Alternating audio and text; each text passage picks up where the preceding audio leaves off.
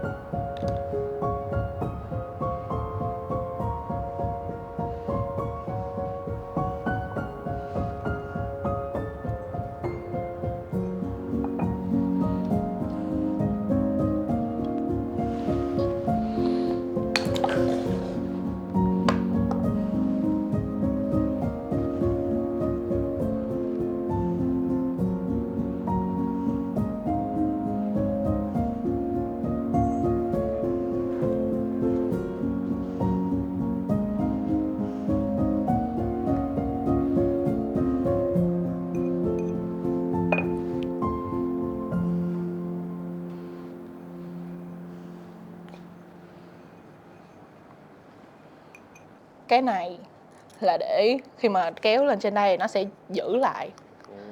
Và còn cái này là để lát nữa chúng ta sẽ móc cái toàn ten vô cho nó thành một cái chuông gió.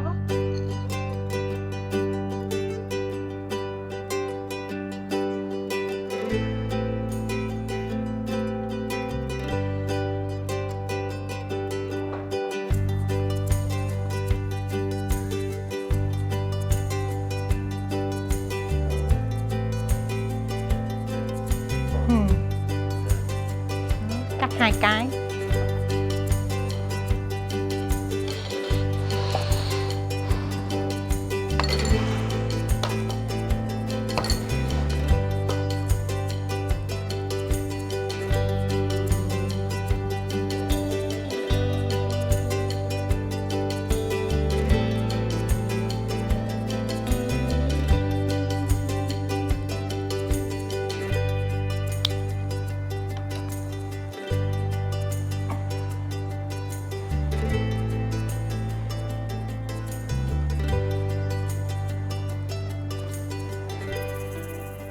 Bóp vô.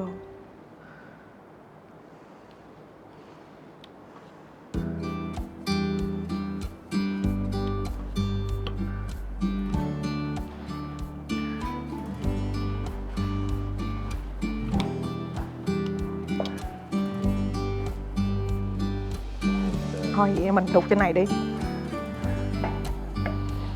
Em nghĩ mấy khúc này nên để luôn chứ đừng cắt.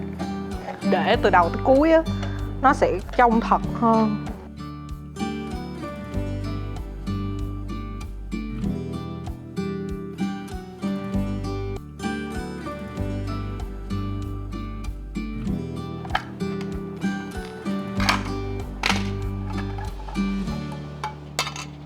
One eternity later.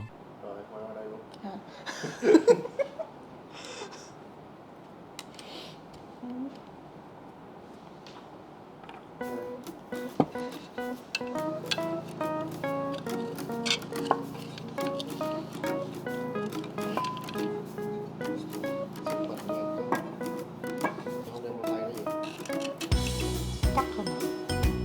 Uống đi.